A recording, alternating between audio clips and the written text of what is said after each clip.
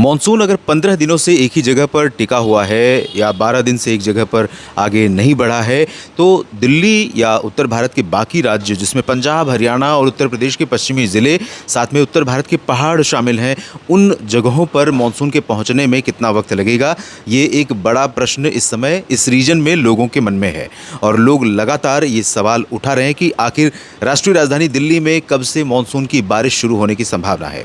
तो देखिए, सबसे पहली बात तो कि अगर सामान्य स्पीड में मॉनसून अपनी गति से आगे बढ़ता है, केरल में आने के बाद, महाराष्ट्र को कवर करने के बाद, गुजरात, मध्य प्रदेश, छत्तीसगढ़, उड़ीसा और बिहार, झारखंड, पश्चिम बंगाल को कवर करने के बाद जब उत्तर प्रदेश और मध्य प्रदेश से आगे बढ़ता है, तब उसके बाद लगभग 28 जून के आसपास सामान्य समय सीमा जो राष्ट्रीय राजधानी दिल्ली पर मॉनसून के आने की है, वो लगभग 27-28 जून है और 8 जुलाई तक पूरे भारत को कवर करता है सामान्य तौर पर। लेकिन क्योंकि मॉनसून कमज़ोर है और पिछले 15 दिनों से मुंबई के नीचे से आगे नहीं बढ़ा था, आज 22 जून को लगभग 15 दिनों के अंतराल पर प्रगति की है और मुंबई के ठीक नीचे अलीबाग पर पहुंचा है। इसके बारे में detail weather report upload already है मौसम तक पर और मौसम तक फेसबुक पेज पर भी। लेकिन इस वीडियो के माध्यम से मैं ये बताने का प्रयास कर रहा हूँ कि उत्तर भारत के क्षेत्रों के लिए जो सवाल उठ रहे हैं, जो लगातार ये प्रश्न पूछे जा रहे हैं आपकी तरफ से कि किस दिन उत्तर भारत के क्षेत्रों में मानसून की वर्षा शुरू हो सकती है, तो आपको स्टेट मैं बता दूं, उत्तर भारत का जो मैदानी क्षेत्र है जिसमें उत्तर प्रदेश से लेकर पंजाब, हरियाणा, राजस्थान, दिल्ली और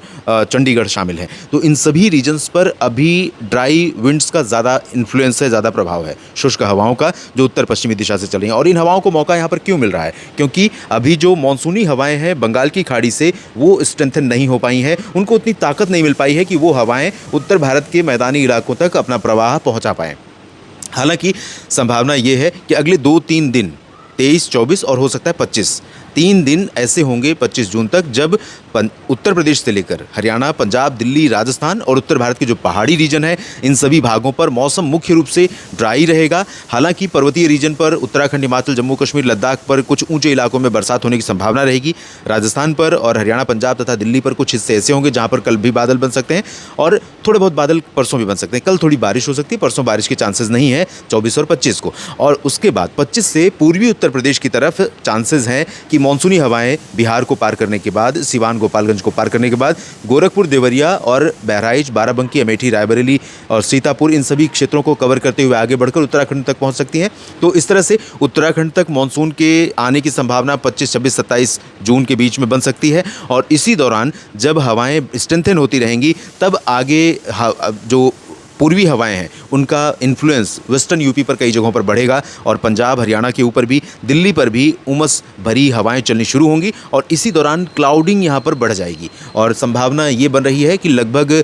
30 जून से 1-2 जुलाई के बीच में दिल्ली एनसीआर में मानसून का अराइवल हो सकता है और उत्तरी हरियाणा में आ जाएगा मानसून 30 जून के आसपास। चंडीगढ़ कवर हो सकता है, उत्तराखंड, हिमाचल कवर हो सकते हैं और चंडीगढ़ के साथ हरियाणा का जो उत्तरी रीजन है, दिल्ली के ऊपर का सोनीपत, पानीपत, करनाल, रोहतक और उसके ऊपर यमुनानगर, अंबाला, पंचकुला, इन सभी जगहों पर और पंजाब के कुछ भागों पर अराइवल हो सकता है। तो चांसेस ये हैं कि जून ने जिस तरह से प्रतीक्षा कराई है, उसके विपरीत हमें जून के अंत के कुछ दिन और साथ में जुलाई के शुरुआती कुछ दिनों के दौरान मानसून का अर्ली तो नहीं कहेंगे, लेकिन बहुत लंबा इंतज़ार नहीं करवाएगा, पहुंच सकता है और साथ में बरसात की शुरुआत भी इन रीजन्स पर हो सकती है। बाकी डेली वेदर अपडेट्स के माध्यम से जो चेंजेस आ रहे हैं एटमॉस्फेरिक कंडीशन में या समुद्री परिस्थितियों में, उन पर लगातार मेरी नज़र है, लगातार ऑब्जर्वेशन जारी है और हर एक